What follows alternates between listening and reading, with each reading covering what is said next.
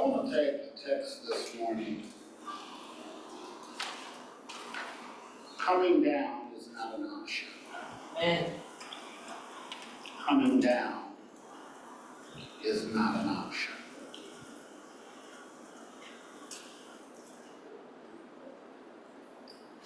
This book of Nehemiah is a book about building a wall.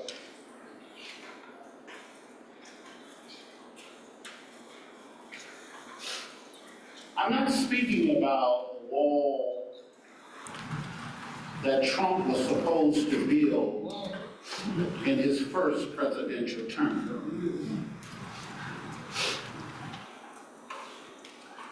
It's interesting that archaeologists have in recent years found a portion of the wall that dates back more than 2,500 years to the time of Nehemiah.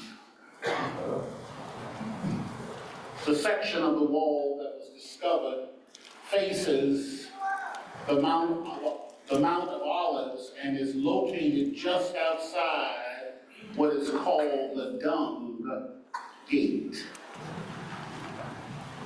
It was dated to Nehemiah's time by pieces of pottery that were discovered in the same strata. Now, when you think about it, there have been a lot of famous walls built throughout history. And they were built for all kinds of reasons. The Great Wall of China is one of the most famous walls.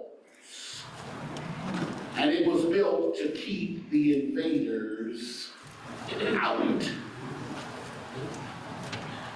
On the other hand, the Berlin Wall was built to keep the people of East Berlin in. The Vietnam Memorial Wall was constructed in Washington, D.C. to honor fallen soldiers. Every year, people journey from all over the world to pray at the Wailing Wall in Jerusalem.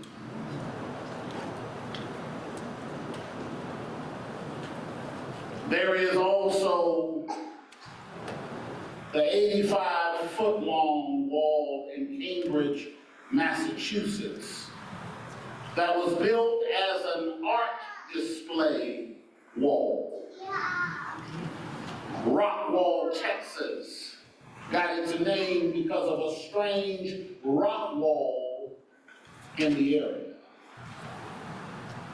And the most costly wall in the world is said to be the Crystal Wall in Austria. It contains more than 12 tons of pure crystal. Our text this morning reveals that Nehemiah's wall faced a lot of opposition. But in spite of all the opposition, the wall of Jerusalem was rebuilt in an incredible 52 days. When we get to Nehemiah chapter 6, the wall is 98% finished. The only thing left to do is to hang the gates. It seems like a time to celebrate. But right when the project was almost done, Nehemiah was hit by what could be called oppositional weapons. Nehemiah had enemies from the very beginning of the project. But none of their efforts had paid off. So now they tried to beguile and or sidetrack Nehemiah from finishing the work that God has assigned to his hands. Now with that said, for the time that is ours to share, you've gotten awfully quiet. I must be preaching. Right there.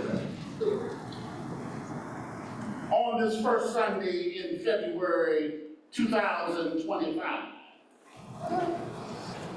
while enemies wanted Nehemiah to come down and meet with them, Nehemiah refused them.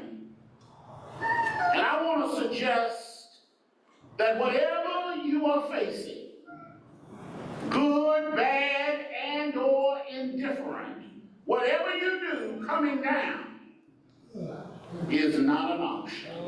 Hello. First, for flattery, don't come down. Trust God for your reward. Nehemiah chapter 6 starts this way. When the word came to Sanballat, Tobiah, and Gershom the Arab, and the rest of the enemies, that I had rebuilt the wall, and not a gap was left in it. Though up to that time, I had not set the doors in the gates, Sanballat and Geshem sent me this message. Come down to us. Come down and let us meet together in one of the villages on the plain of Ono. According to chapter 1, Sanballat and his gang had been out to get Nehemiah from the beginning. Now, they were pretending to be his good friends and or allies. It kind of reminds me of Lucy in the Charlie Brown comic strip. I'm dating myself. And you younger ones, maybe you need to check that out, because you may not be familiar with it. You remember over and over and over again, Lucy talks poor Charlie Brown into kicking the ball while she holds it for him. That's right. Every time he falls for it, she pulls the football away at the last minute, and he falls on himself.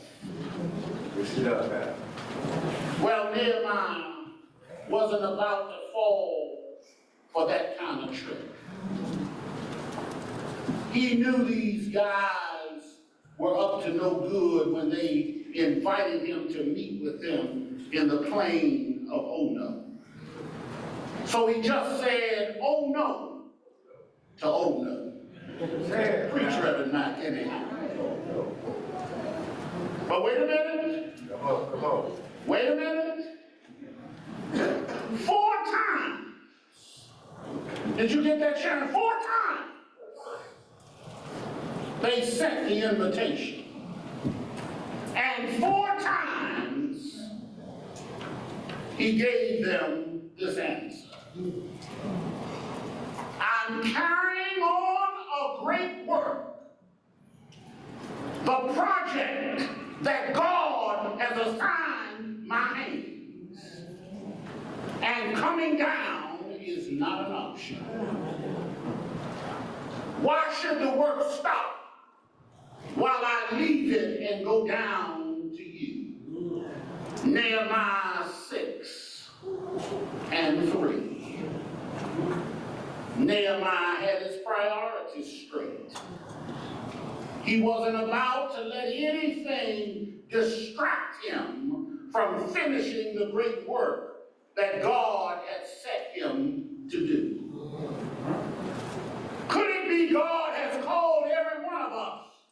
to do something great for him. A great work. Everyone has a part to do in building the wall. Come on, Pastor. Come on. Don't worry, I'm going to preach it now. Come on. It may be, listen, and you're here on the right Sunday. It may be raising your own kids and working out your own marriage and your family and your life.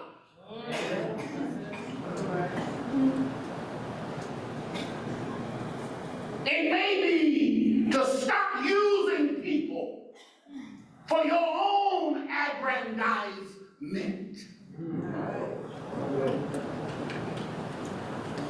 It may be representing Christ to people at your school or on your job, and you don't have to tell them anything. You ought to just live before them.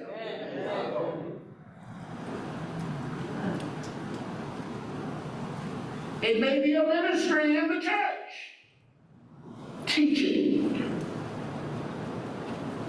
visiting the sick and shut-in, supporting the church and or pastor.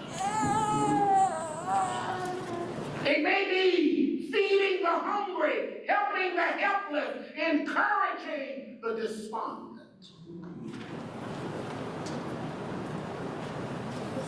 But whatever job you've been called to complete, you can bet for sure that plenty of distractions will come your way. Come on. And I won't say this real nicely. Distractions don't have to be bad things. Come on. Something as harmless as television or sports or too many gatherings or maybe too much cell texting, maybe hanging out too much. Preach, Reverend Mac, anyhow. And I'm saying that for all you folk that may be married, sometimes to keep peace in your home, you need to go home. Preach, Reverend Mac, anyhow. That's pretty good there. Maybe it's Facebook and the internet and Instagram. And can I share something with you, D? I don't participate in those kinds of platforms. But it amazes me that people can sit from sunup to sundown all day long on those platforms. But they can't pick up a Bible. Preach, Reverend Mac, anyhow. All of these things can keep us, Greg, from putting God first. That's pretty good preaching right there. And I know you ain't, I'm not talking to you, but let me tell you about me. Come on. Sometimes I get in my space, ready to do something important. But before I do what I'm supposed to do, I just decide, let me check my emails. And those emails can be so much and so many. You know what starts to happen? I get consumed by checking and responding to emails. God help me anyhow. And before you know it, what I was going to do can get lost in the shuffle. We do well to follow Nehemiah's example. Not every job is equal in importance. Not every opportunity is worth taking. Come on. And not every invitation deserves to be accepted. Come on. Preach, Reverend Mac, anyhow. Yes, sir. Nehemiah knew his top priority was to finish the wall that God had assigned him to do. So what is your top priority? What is the great work God has set before you? Don't let lesser things distract you from finishing the task at hand. Come on. Well, Sanballat and the gang weren't about to give up that easy. Nehemiah declined their invitation to meet with them 4 times.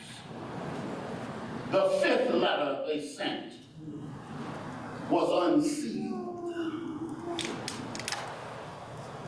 It was an open letter that was full of false accusations against Nehemiah. I think I put enough meat on that bone. This leads me to point 2. And I'm going to take my time and preach today. Preach. Second, for false accusations, don't come down. Trust God with your character. They claim that some renowned person named Geshem was saying that Nehemiah planned to set himself up as king of Judah. Isn't that typical? Whenever someone spreads a rumor, it always starts with he said, that she said, that he said, that they said. People don't want to take credit for their own defamation and or slander. Preach, Reverend Mack, anyhow. They want to claim it came from somewhere else. I like this definition of gossip. Can I give it to you? Gossip is something you have to hurry up and tell somebody else before you find out it's not true. Do not slander. What is slander? It can be called many things, such as backstabbing, mudslinging, bad mouthing, and it could even include flummoxing and or bamboozling someone. You look them up. Be a good project. And whatever it is, it doesn't sound good from the pages of the scriptures. William Cowper, that English poet, said it like this: he that slanders me paints me blacker than I am, and he that flatters me whiter. They both smear me, and when I look in the mirror of conscience, I see myself disguised by both. Isn't that an interesting catch-22? This is the kind of harm Nehemiah's enemies were trying to do to him. But he didn't let false accusation distract him from his task. The next time you get hit with false accusations, remember Nehemiah's example in verses 6 through 9. You can see Nehemiah met the slander with 3 actions. First, he denied the rumor. He said simply, nothing like what you are saying is happening. You just making it up out of your head. Nehemiah chapter 6 verse 8. He didn't waste his time trying to argue with them or defend himself. He just stated unequivocally, that's not true. Then Nehemiah prayed for strength. Lord, help me now. And again, Nehemiah didn't waste his time, but called to listen to his simple prayer. Lord, now strengthen my hands. Right there in verse 9. And then Nehemiah went right back to work. He didn't let slander stop him or even slow him down. He knew how to keep on keeping on. But the enemies of Israel had one more weapon to launch. It's found right there in verses 10 through 14. I think I put enough meat on that bone. You know what they did, Sharon? It was a direct threat this time to Nehemiah's life. You know how folks do though. Preach, Reverend Matt, anyhow. Third, for fear, don't come down. Trust God with your life. I hope that makes sense. Trust God with your life. You know, fear can be a great distraction. Fear of death, or fear of failure, or fear of people, or fear of financial loss have stopped plenty of Christians from finishing the great work that they were meant to do for God. In Nehemiah's case, this attempt to make him afraid actually came from a trusted friend. But Nehemiah discovered later that good old friend Sanballat and gang had hired this supposed friend to try to scare Nehemiah from running away. The friend basically told Nehemiah, God has revealed to me that someone will try to kill you tonight.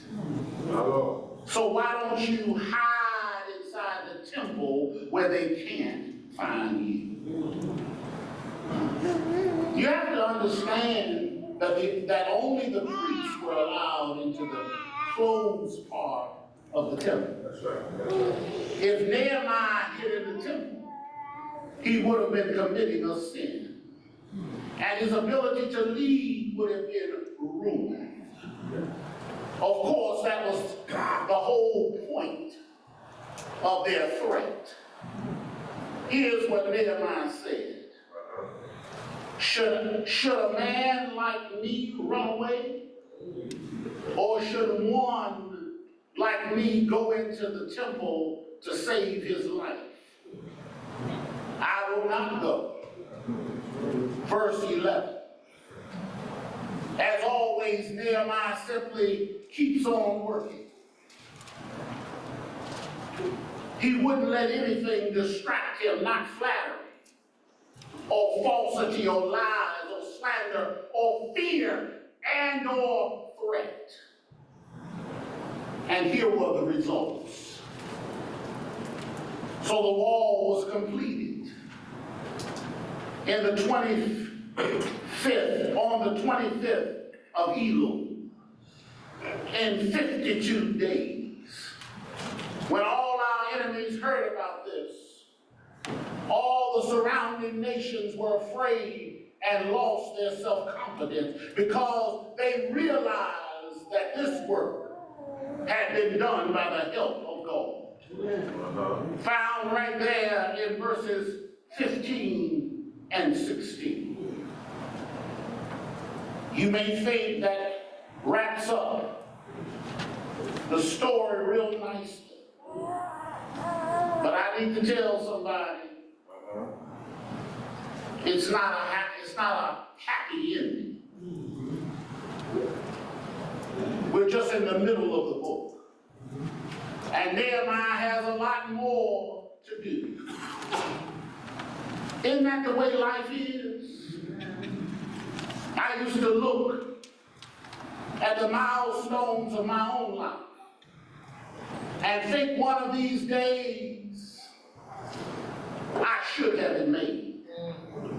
I thought once I graduated, I would be set. Perhaps if I got married, I'd be set. Perhaps if I got a good job, I'd be set.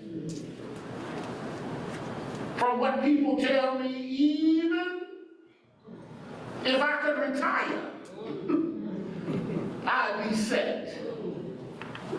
But I need to tell somebody, you can be all of those things and still have to contend with opposition. Come on, None of us are going to reach our final happy ending until we reach Granville glory. My Lord. Until then, we've got to keep on working. I'm going to preach, Pastor. We have to stay on guard. That brings up what Nehemiah did in chapter 7. As soon as they hung the 7 gates of the city, Nehemiah established a watch. You may notice that chapter 7 is full of people's names. Yeah. That's because every family in the city had a job to do. Nehemiah appointed 4 assistants to help him oversee the administration of the walls and gates. Hananiah, Yes, sir. that was his brother that we met in chapter 1.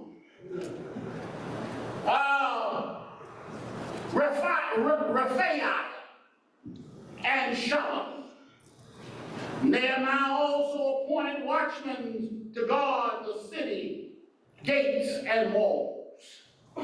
He set up a sort of neighborhood watch made up of people who would keep their eye on the part of the wall that had been repaired near their home. I've heard that the Great Wall of China was breached by enemy troops 4 times. And all 4 times, listen to this, culture, it was because someone bribed the watchmen and or gatekeepers at the wall.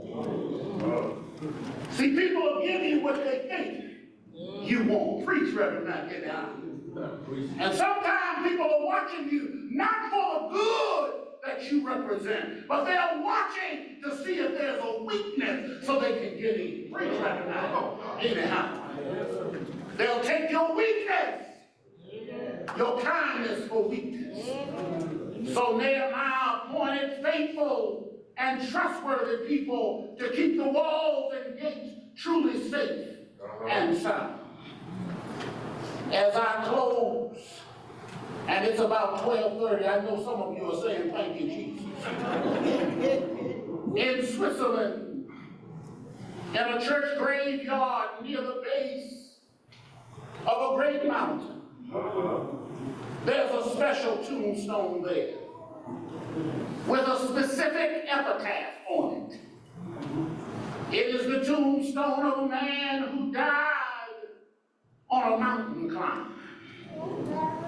And these are the words written there. He died climbing. I'm thinking now about a blood-soaked hill called Calvary. He was betrayed by friends and disciples. Oh, fix it on up, Doc. Judas Iscariot Fix it on up, for 30 pieces of silver. He was tried before a kangaroo court. Yes, sir. They didn't have legitimate indictments. So they railroaded Jesus. Yes, he did. They trumped up charges on the master. Come on, Pastor.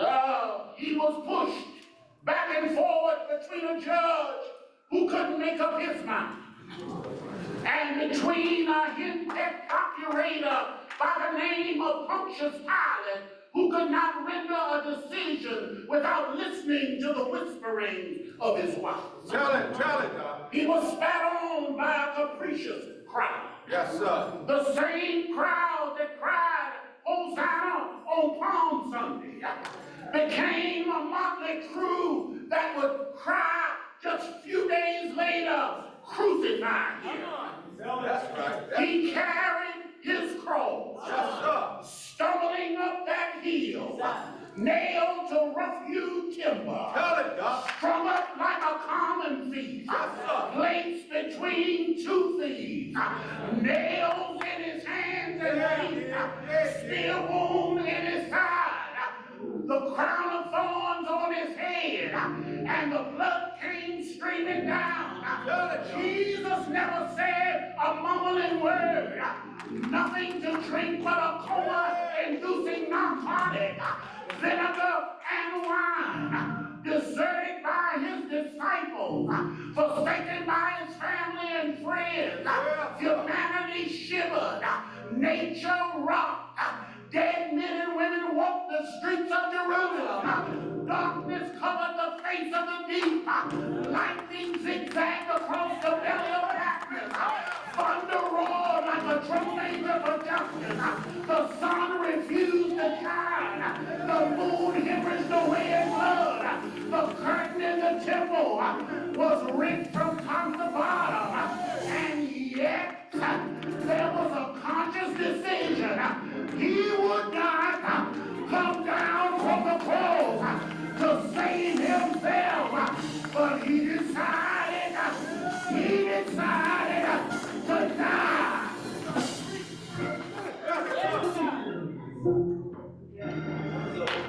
Yes, sir. Come on, Jesus. Yes, Just to save himself. Yes, sir. Coming down is not an option. Nope.